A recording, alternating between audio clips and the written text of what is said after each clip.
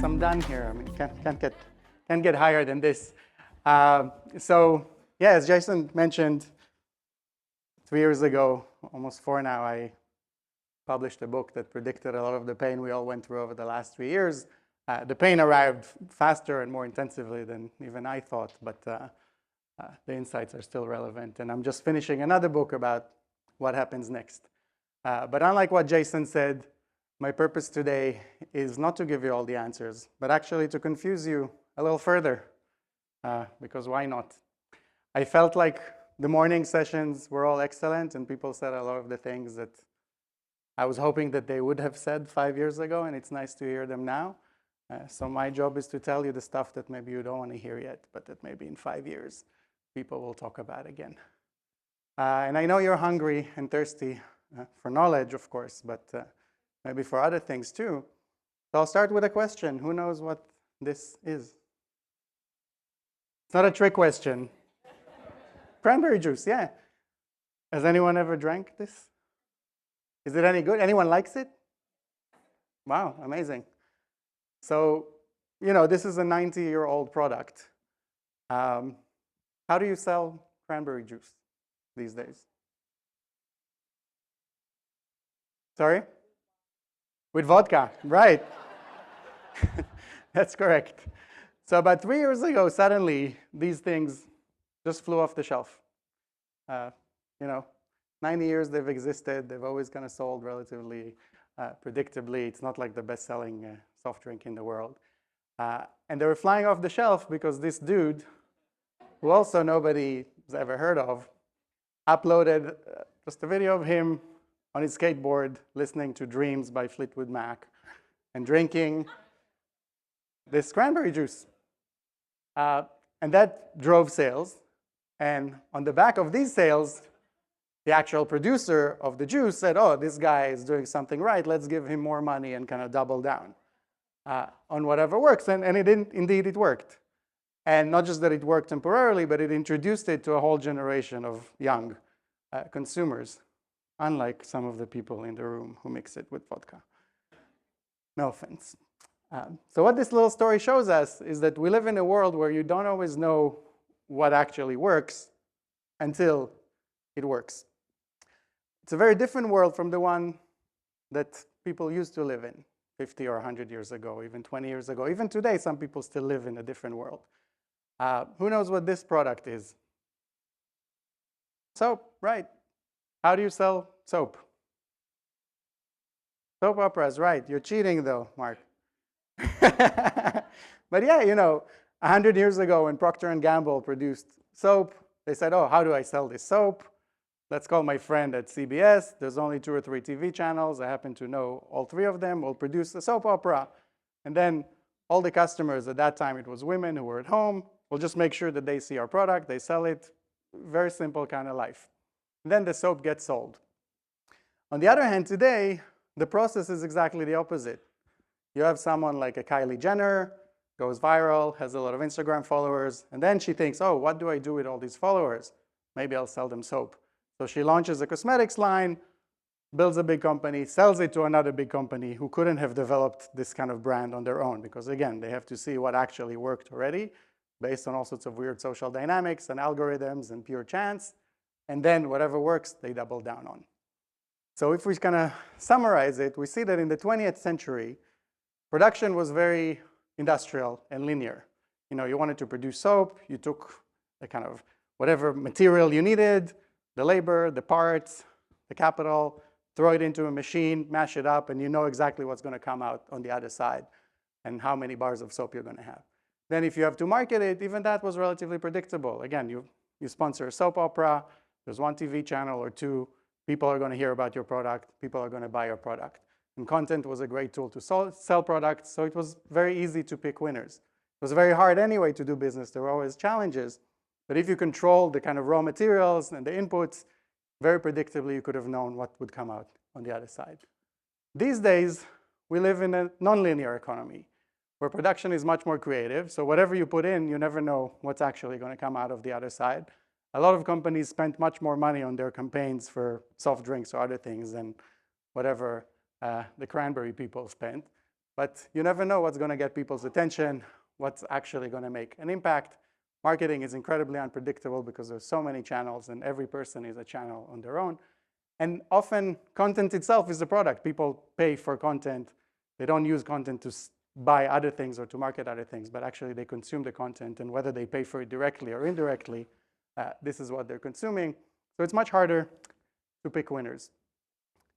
Why am I telling you all this? We're here to talk about offices. We'll get to them. But of course, this goes beyond just soft drinks and soaps. This is the chart of a stock of a company from the last 3 years. As you can see, it's doing pretty well. It's actually, I think, the fastest growing stock probably of the last 3 years. Anyone know which company this is? Yeah, it's Nvidia. Nvidia, how did they end up being the most successful company of the last 3 years? Well, they started by making GPUs, chips, that help people who like to play games, whether it's on Xbox or on their computer. And I don't know if anyone knows what's the difference between a CPU or a GPU. Let's see, any geeks in the audience? Yes, but more specifically here, CPUs are very good at doing things sequentially. So calculating, doing the kind of the basic stuff that computers are kind of known for. And GPUs are good at doing like random things in parallel. So they were more relevant for graphics, but they were not at the center of the computing world. Until about 10 years ago, a bunch of researchers from the University of Toronto actually participated in a competition for image recognition, for developing AI that tries to identify objects in images. And instead of using CPUs, like most of people were using at the time, they said, what if we try to use GPUs, which were actually designed for computer games, but because they're good at doing a lot of stuff in parallel, we'll use an approach that instead of kind of trying to calculate things or follow rules, uses much more randomness and kind of looking at stuff more broadly, and we'll see if that works. It worked really well, and it opened up a whole new approach to artificial intelligence and image recognition. And these people went on to work on very important projects in very important companies. Two of them were the leaders of AI at Google. Jeffrey Hinton is probably the most or the second most important researcher in the world. He recently left Google because he said he was so scared about what AI is going to do. And the other fellow, Ilya Sutskever, co-founded another company called OpenAI, which brought us ChatGPT, the fastest kind of adopted product of all time. And just today, they have kind of a developer day where they're announcing all sorts of new crazy features for ChatGPT that are even more mind-blowing than what they've already done. So there was this AI explosion, and suddenly all of these AI companies needed those Nvidia GPUs, which were designed a long time ago for a completely different purpose. So a bit like the cranberry juice, even in the world of cutting-edge hardware, you're exposed to a lot of uncertainty, and things that kind of just happen in the ether around you suddenly coalesce and drive your business forward, or make you completely irrelevant if you're a competitor of Nvidia and you invested in the different direction, which seemed to make sense. And of course, the sales bore out the hype. They're doing well. Now, the most incredible part of this story is that this Nvidia company that makes hardware, the most cutting-edge hardware in the world, is a big adopter of remote work, distributed work, and general freedom. So as their CEO said, we found out that we work better when we allow our people to choose when they're more productive. We don't try to manage them. We assume that they're mature. We let them optimize their work, their environment, their time frame, their style. So not just the where, but also the when and the how, all of that. How could this be? Doesn't make any sense. How could a company that makes hardware so advanced, has to respond so quickly to changes, has to innovate, behaves like this? To understand that, we have to go back to ancient history, back when I was like, 13 or 15. The internet came into our life, and immediately the experts knew exactly what was going to happen. So The Economist in 1995 said, the internet is here. Any activity that depends on a screen and a telephone line can now be done anywhere in the world. And of course, what actually happened was exactly the opposite. So we actually saw cities becoming more important than ever, becoming bigger than ever, A handful of cities becoming more important than they ever been. Offices becoming more important than they ever been. Work became actually more concentrated, more in person, unlike those predictions. Why did this happen? Any thoughts? Don't be shy. The internet was only at the office, so interesting. No, but I think it was at home as well by then. Probably more at home than at the office in many cases. Basically, when you try to understand what happens, economists had three answers at the time. The first thing is collisions, or the importance of in-person work. So they said, actually, because of the internet, because technology is becoming more important, we need to be more innovative and more creative than ever, so we're actually becoming more dependent on in-person work. The second is kind of a lifestyle argument. They said, because the economy is becoming more dependent on creative people and highly educated people, these kind of people like to live at the center of big cities because they like to go to, I don't know, Thai restaurants, and they like to go to the opera, and they like to send their kids to certain schools. So because these people are becoming more important, cities are becoming more important, and the center of cities are becoming more valuable. And the third argument or explanation, and they're all compatible with each other, they don't contradict, was about matching. So in a world that depends on creativity and on innovation, there's higher and higher return to matching exactly the right person to exactly the right task. So work is becoming increasingly specialized. And because companies had to hire increasingly specialized types of people, to match well, you have to be in the largest possible labor pool. And a bit like, I know there's someone here from Tinder, if you're trying to match on Tinder and you just want to get whatever it is that you just want to get, it's probably going to work for you anywhere. But if you have a long list of requirements, like my mom had when she sent me to New York, she said, you have to marry somebody Jewish, from this and that family, and probably 30 other kind of requests. But in New York City, I could make it work. Actually, the first time I used the app, I met my wife. Game over. Seriously. And someone else this morning said he met his wife. Everyone always says, it's the first time I used it. So, but it's true for me, and I believe you also, whoever it was. The point is, in a big pool of talent, you can make very, very specific matches. So companies moved into those big cities because these were the largest possible labor markets. Now, so if we summarize the kind of the pre-COVID consensus intellectually, the idea was that in-person work and a large talent pool is the kind of urban innovation formula, that companies will move to the larger cities because that's what drives innovation and creativity. However, already before COVID, we started to see cracks in this theory. So around 2015, the largest cities in the world started losing population. People started moving out, first on a net domestic basis. The migration and growth were negative. Later, even when you count in immigrants, it remained negative. And again, true across the board, so in the US, but also in Europe, in different places. We also saw that the office market was starting to soften quite significantly.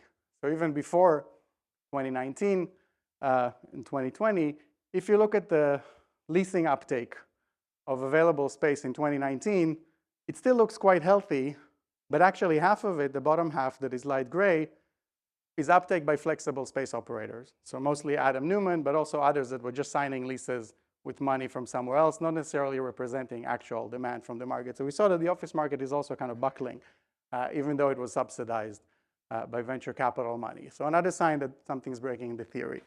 Another thing that we saw starting from 2015 or so is that some of the largest, most innovative, fastest growing companies in the world, I'm sure some in this room, started splitting their headquarters into 2, 3, 5, sometimes 10, most famously with Amazon, but other companies as well, Apple, Facebook, others. And this too, from the outside, might have seemed like nothing new. Companies always had branches and offices in different places. But what was unique here is that these were not branches that were set up to service the local market. They were just there to hire people in order to sell products globally. So they're basically trying to tap into more talent in an even bigger pool than wherever it is that they could have put their first office. And as the CTO of Stripe put it at the time, they're establishing a remote hub, again, pre-COVID, to tap into the 99.74% of qualified employees that don't live in Singapore or Dublin or San Francisco or even in New York. So essentially, we're seeing that something was broken in this formula where it's no longer in-person work plus large talent pool, but basically a trade-off is emerging. You either opt to have everyone at the same place working together intensively for innovation, or you go for the larger talent pool and you start splitting your activities into several cities.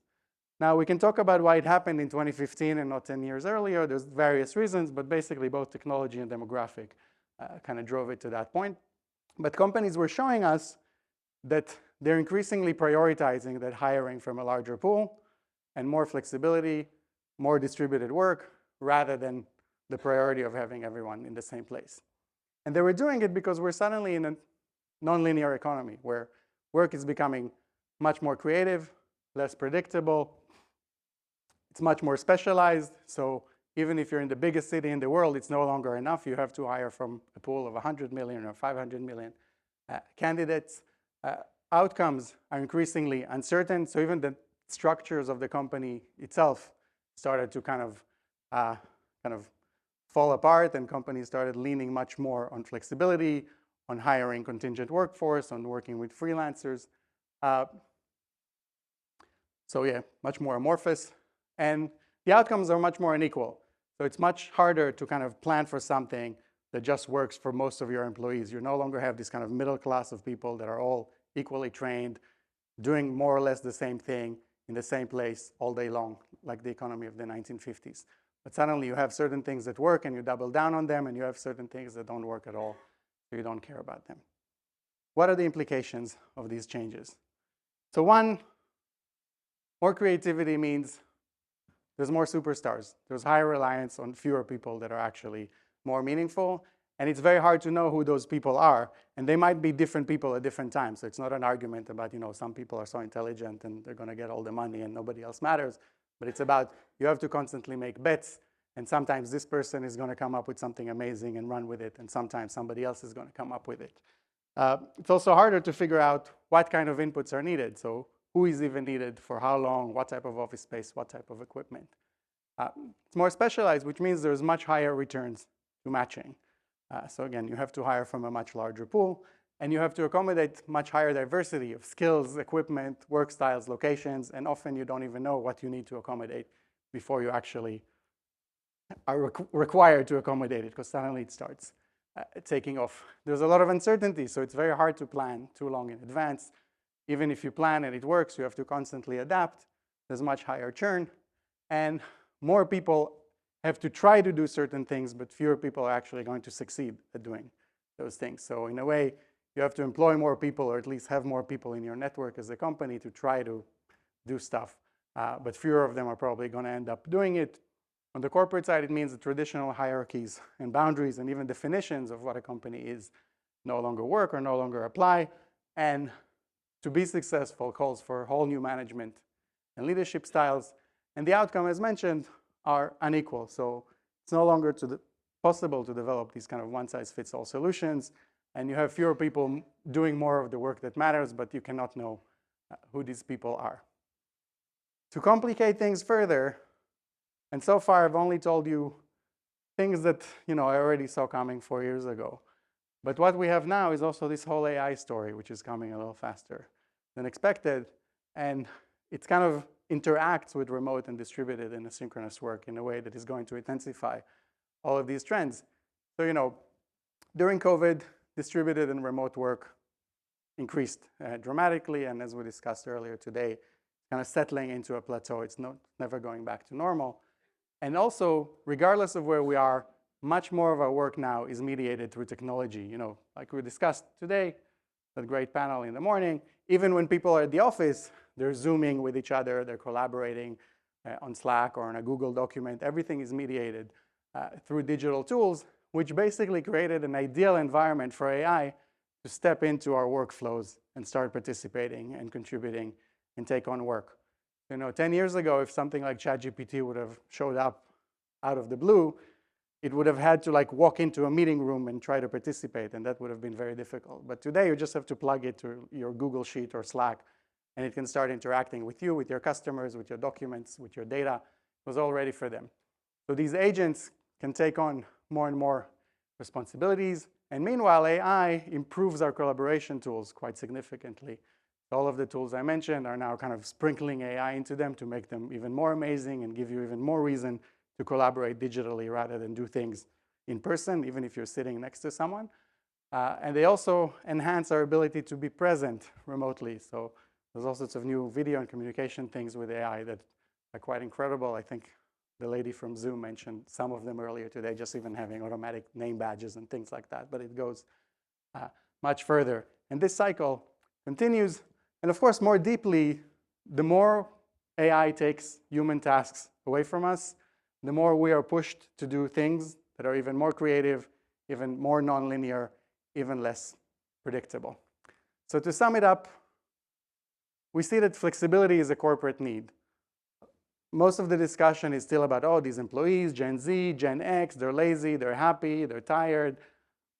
We see it as kind of a battle between the corporation and the employee, with the employees kind of pushing for flexibility and remote, and the corporations kind of want to bring everyone back. But at a deeper level, the need for flexibility and for distributed work is a corporate need, especially for the corporations that want to still be around in 10 years. We see that whoever can tap into the deepest talent pool would win, and that often entails, again, enabling people to work in more places and enabling you to hire from more places. Whoever can enable the highest velocity of experimentation, both in the work itself and also in how people work. So some people mentioned some interesting things earlier today. I like that idea of those power banks that people can just carry around. Even something as simple as that is like allowing people to shape their environment allows you to bring much more into them without you having to decide in advance what is it that they should do or how is it that they should work. And essentially the opposite that achieves, the workplace that achieves the opposite of one size fits all, that enables people to tap into something that is the opposite of one size fits all, wins. Which tells us that the office of the future is not really a place. It's a network. It's a variety of places, sometimes a variety of non-places, of people being at home. But basically, it's about you enabling multiple individuals to achieve the best they can out of themselves, to be excited about their work, and for you to reach as many of the relevant people for your business as possible. And I leave it at that so that we can discuss some things together, Jason. Well, thank you for your time. Thanks. Thank you. Wonderful. Thank you, Dror. And it's a real pleasure to sit down with you now. And I know there's a bunch of people that are really fond of your work. Look. My mother in particular. Okay. She's here? Look, she's always here. Okay. Look, I want to start with, like you said, just in your summary now, flexibility is a corporate need. A lot of what you're saying obviously makes sense. We know that the world is heading this way, and we know that there's going to be sort of wild changes in the way that things develop. But then, one of the things I've noticed when I've been talking with everybody in our audience is this discrepancy between what the folks in this room know needs to happen and wants to happen, and then how that's at odds with their leaders in C-suite, which is what, candidly, someone referred to as old white guy syndrome to me on a call. And one person also described it as like one person trying to turn the Titanic in terms of what needs to happen in physical space and workplace strategy. So what's going to happen to these companies that don't sort of embrace this reality? And then also, what can the folks do in this room to try and sort of nudge change in more of an effective and productive way? So what's going to happen is that they're going to become less and less relevant. To make it a little less dramatic, maybe some of them can keep cruising like that for another 20 years. It really depends on what kind of industry you're in. I remember when New York tried to bring people back for the first time after COVID, the first people to be back at the office were all the real estate companies. So, you had these kind of attendance surveys. Everyone was like 20%, real estate was like 97%. And the cynical reading was like, yeah, of course, these real estate people, they're forcing their employees to come back so that they can pretend that everything is back to normal. But I think the less cynical reading, which is more important, is that these people, they actually don't know how to work any other way. They were excited to go back to the office because this is how they work. Mm-hmm. And maybe some of those companies, for example, in that industry can get away with it for a few more years. But in many other industries, I think you'll have competitors that work very differently, that hire from a larger pool, that attract the best possible people, and you're just going to fall behind. In terms of how to drive that change, I think disasters help. When really bad things happen and people understand that something has changed, I think that helps a lot. And we're seeing that with COVID. I mean, a lot of CEOs, even though they're not as kind of open to change as maybe we would like them to be, they're much more open than we thought they would be, 3 years ago. So, you have the Jamie Dimons of the world kind of saying, oh, I expect everyone to be back at the office by October 2020, like nothing has changed. And then they're kind of like, yeah, okay, maybe 4 days, maybe 3. Maybe like Zoom said, yeah, okay, everyone's coming back, but only if you live near the office and only for 2 days a week. And if you don't come back, we're not going to do anything about it. So it's kind of like, I call it the 5 stages of office grief. That's kind of like the What stage are we at now? the anger, denial. Okay. We're like between depression and acceptance. Okay. There you go, everybody. Yeah. No, but it's true. And again, it's funny, but also I have sympathy for these people. I mean, it's a big change. Nobody knows what they're supposed to do about it. Like some mentioned in the panels earlier, the bosses, it's not like they mean anything bad. Like that's how they like to work, and they cannot imagine how to work any other way. And as the panel this morning, they were kind of discussing how to convince them and what the company can do. But often what the company can do is replace those people, to be honest. That might be the answer in some cases. But in other cases, they'll have to learn and adapt. And people said, bring them data. All of that is true. But I think ultimately when they see that they cannot hire the kind of people that they want to hire, if they cannot meet the kind of goals that they set for themselves, then maybe they'll understand something. And there'll be pressure to change. So then, how do you see the role of corporate real estate changing as, in this world, and then the need to embrace a lot of this stuff? We heard in the panel opening today, just someone said that, I've worked with HR more than I ever have in my life. So, I mean, how do you see this job changing? So one, it's already changing, and it's changed quite a lot. I was pleasantly surprised and impressed with the people I've seen speak here, and how open-minded they are and how they kind of embrace a lot of ideas that maybe 3-4 years ago they would have really opposed. So that's good. But I think beyond that, I have a problem even with this role of a corporate real estate person, which you can define for yourself. So, I mean, it doesn't mean everyone should be fired, but it means that the point of departure, we're like, okay, we have this office. My job is to make sure that I fill it with as many people as possible and that they spend as much time here as possible. That's not really a purpose. I think their role should be to enable what I just described. So how do I enable every individual, both those that already work for me and those that I want to work for me, to make the most out of their potential, to collaborate with each other, and to be happy and stay with this company and be excited about what they do. And obviously, hopefully also some other things, to be healthy and happy and, have a nice life as well, and kind of meet other aspirations that they have elsewhere. And I think that comes back to purpose. I'm not kind of here saying, go all remote or bring everyone back. I think whatever you do has to have purpose, and it's easy to say, but in many cases, it's not really happening. I think the lady from RTX said something important. She said, when we call people back and tell them, okay, there's a specific task that, is urgent and everyone's excited about, everyone shows up because they know why they're there.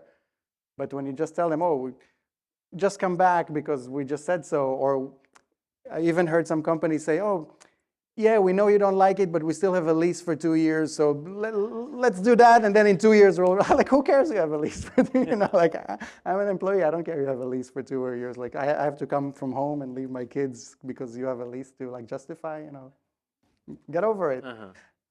So I think once you have purpose, it makes more sense. And we saw when Elon Musk bought Twitter, there was all this debate, okay, you wanted people to sleep at the office, and he brought mattresses. And yeah, that's cool as far as I'm concerned. If you're at war and you have a story and a purpose, and you want to make sure that you only hire people who want to sleep at the office together with you, great. You at least have a story, and you know exactly who you're trying to attract and for what purpose, and that makes sense.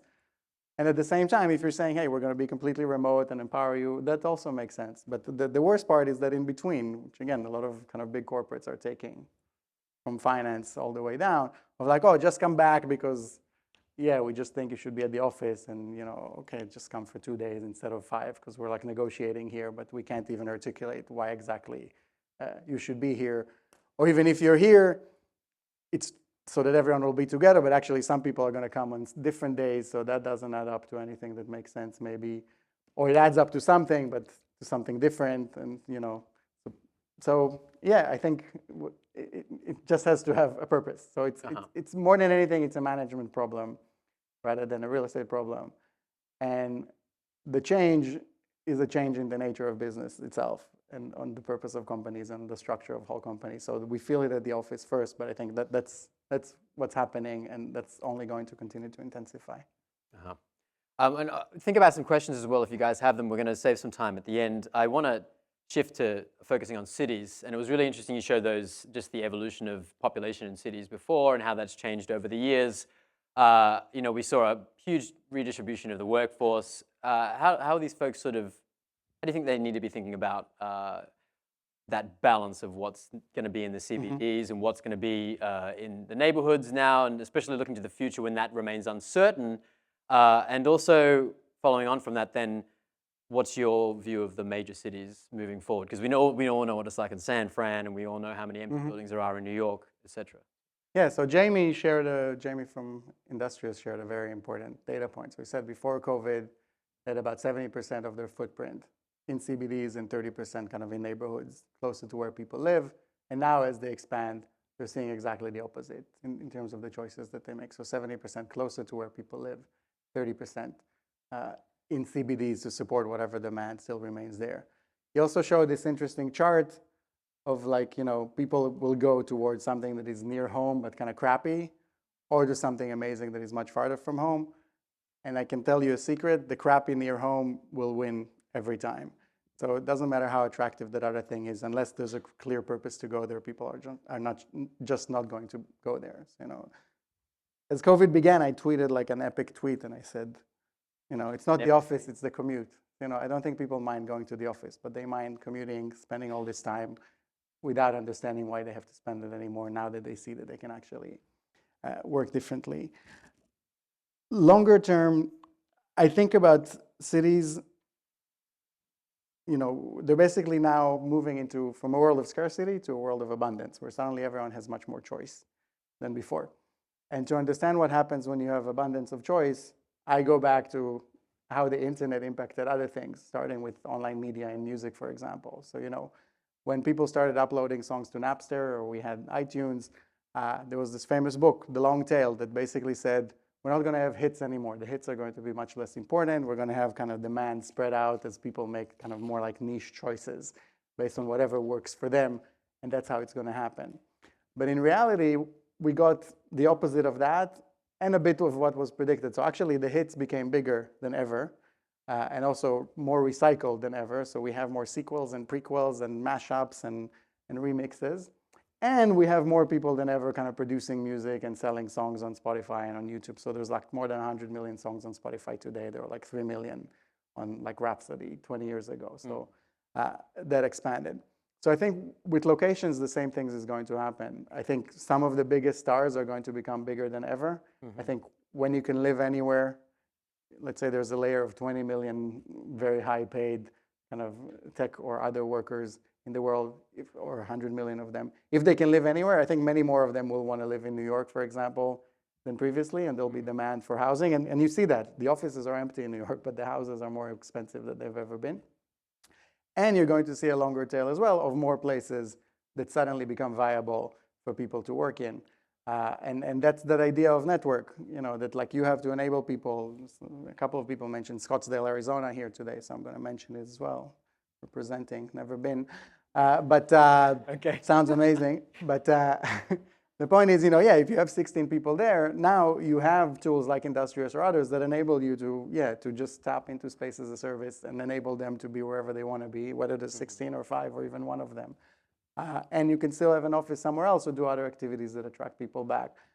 So long story short, I think big cities are still going to be important, but it doesn't mean you should go and lease a huge space in the middle of a CBD. Probably you still want to tap into a network, retain your flexibility, have more locations near where people live or near places that are fun to spend time in, even if you don't have to go there to work. So unlike Midtown or downtown Manhattan, for example. But I also think that these changes do open up the possibilities that some cities are not going to manage this transition. too well.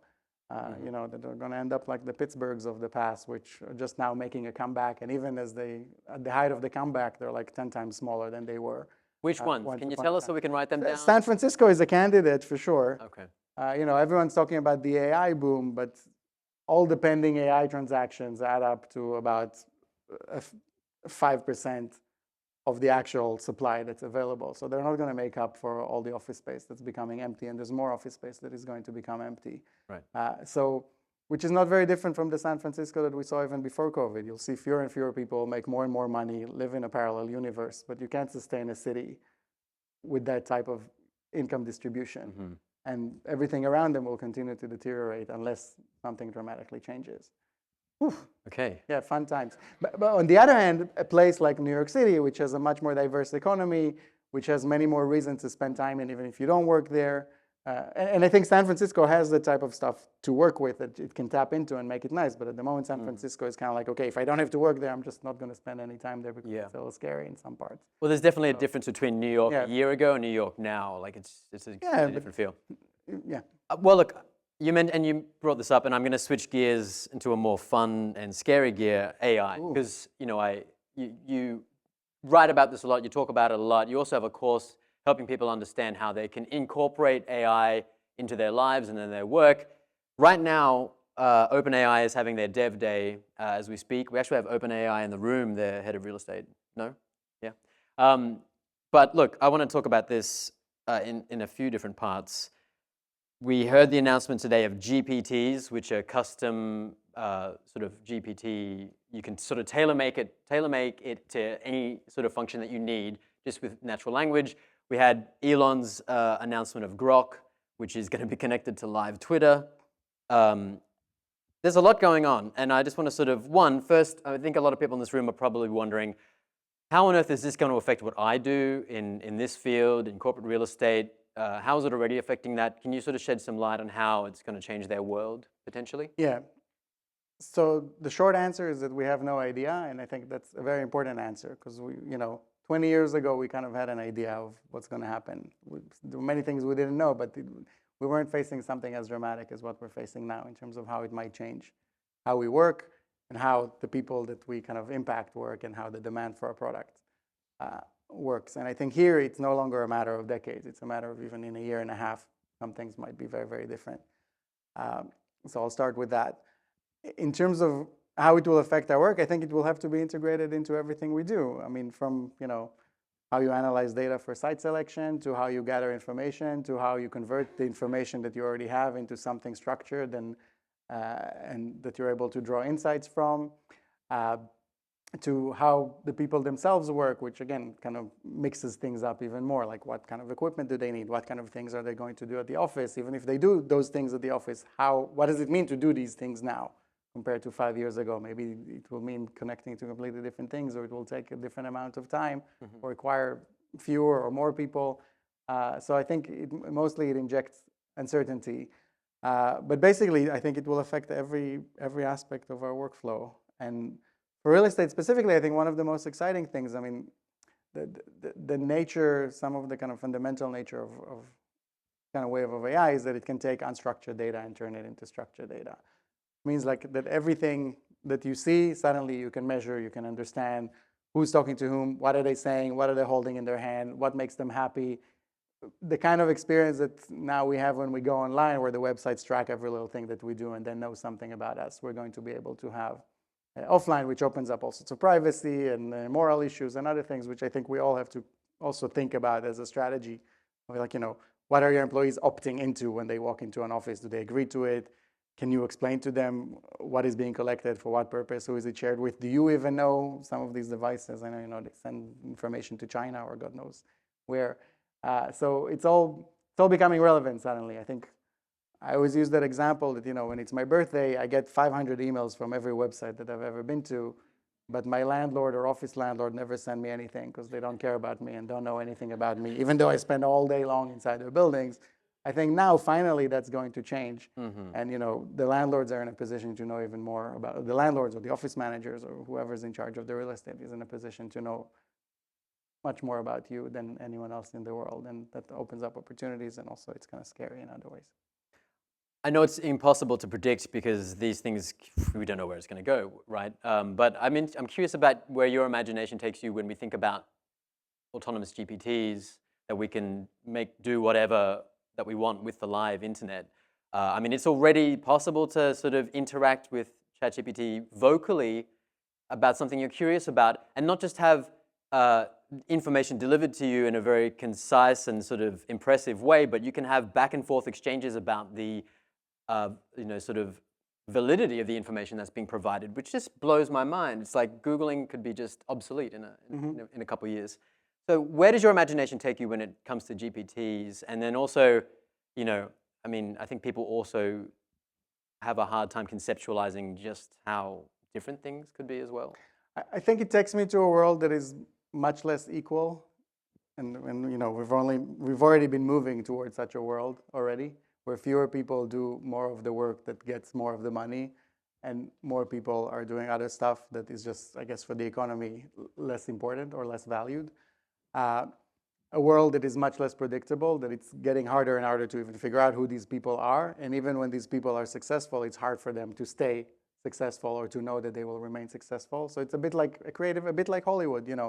Suddenly someone becomes a star, not very clear why, but even when they make $30 million a film, they live in constant anxiety about whether they'll still be relevant in a week or in a year. And I think that's going to start to affect more and more professions. So there's that. I think part of how we'll counter it as a race is to invent more and more bullshit jobs, more and more things for people to do that society pretends is valuable. And the good news is that we're pretty good at that. If somebody from 100 years ago would look at what most people do in offices today, they would say, what the hell are you doing? Is this necessary? You don't really need that. But we have people do that. And plus, we invented all sorts of other professions that are useful. I live in New York, so we have, a dog walker and a lactation consultant and God knows what else. And they're all wonderful. And, no one thought that the world needed them 30 years ago, but now the world needs them and we're just going to make up more of them. So I think ultimately most of us are just going to entertain and engage each other, whether we do it explicitly or we'll just think we're doing something else, but we'll just kind of give human attention to each other and kind of waste each other's times to be productive and participate in an experiment that helps those things that work to emerge. So, all of those people that liked that TikTok video and shared it, they did something that was economically valuable. They helped the economy figure out which video we should share now and how to sell more cranberry juice that contributed to the economy of Maine, for example, or wherever they grow those cranberries. Massachusetts, yeah, it was close. Go Celtics. And I meant that, by the way. And so I mean, the economy will become much more like this network, a bit like everything we see on YouTube now, but those dynamics are going to impact more and more of the things we do. We'll just contribute information and feedback to some complex process. And there'll be new ways to basically pay us back for that, even though it will not seem like work so much. Well, this is equal parts depressing and weird. It'll be fun. I knew it was going to be like this with you. So let's finish on something fun. Well, okay, yeah. Let's talk about cats or something. Cats?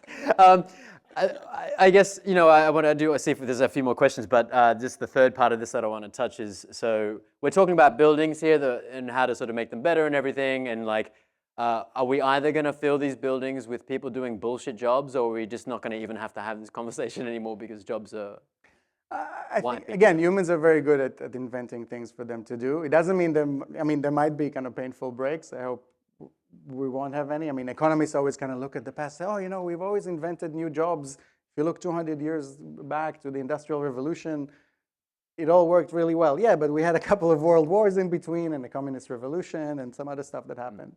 So hopefully we don't have to go through that. I think there's hope, at least for us in sheltered, beautiful America over here. We will manage it. But it will require radical changes. I mean, to our politics, to our policies, to how we think about the role of work in our lives and finding purpose in other things, and also finding other ways to guarantee people a basic quality of life without making that dependent on that kind of lottery economy that we're heading into. And I think we'll get there, but it'll be a process. And by the way, it's not like a left or right thing. I think we have to figure out how to do it. There's different ideas on how to do it, but we'll have to kind of experiment with them, and hopefully we'll I'm sure we'll find one that works. I mean, to make it positive, I think we're heading into like the most incredible time ever. Like we are going to have abundance, abundance of energy, abundance of intelligence. It's going to be injected into everything we do and open up incredible possibilities for quality of living, for how we spend our time. So the kind of scariest thing is that we will be able to have more time to figure out what we actually want to do with our time, and that's a little terrifying for a lot of people. They've been telling us that for decades but now. It already, again, in many ways, it already happened. We made choices. We might not be aware of the fact that we made them, but we made those choices. A lot of the stuff that we consume today is not stuff that we really need, and a lot of the choices that we make are choices that we could have done differently. And now there'll be more room for it. And mostly we'll do silly choices and frivolous choices, and come up with stuff to do that is not so useful. But it'll be fun. We'll live longer. We'll have we got very little time left, but does anyone have a question that they would like to ask Dror before we head into lunch? Oh yeah, we've got. Well, I think this one came up first. But there's this gentleman right here. Okay. Yes. Okay. We are going to have lunch, so be careful. The question is, what's for lunch? No. Thanks, Dror. Can you talk me through like the dichotomy between employees wanting to have autonomy, but also really wanting to feel part of a community? They seem to juxtapose very often. Autonomy versus community. How can you do both? You have to enable them to answer that themselves. I think if you try to figure out what it means, you're probably going to get in trouble. I mean, you're assuming that they want community, and that community means some idea that you have of what it means. I think you just have to empower them to figure out what it means. I mean, to give them the opportunity and the freedom to do that, and to create proactively create some opportunities for them, of course, to meet, to get to know each other. But beyond that, I wouldn't try to be too prescriptive about it. Is it a quick one? Yeah, we can do another Quick question. Right now, it still feels like it's a bit of a binary choice, work. You either work from home or you work from an office that are reasonably similar. In order to provide the flexibility that I think a lot of employees are potentially looking for, what do you think comes first? Is it the employee population forcing that from a cultural perspective, or companies effectively making that available for the employees to choose? I think it's kind of a chicken and egg, as I described. I think that the deeper drivers are changes in the economy itself, and it comes from the corporations, even though they don't always understand that it comes from them, but it is their need. And yeah, I had something smart to say, but I just forgot it. So maybe I just have to eat now. Yeah, I do hear tummy's grumbling. Dror Poleg, thank you so much. Thank you, everyone. Thank you.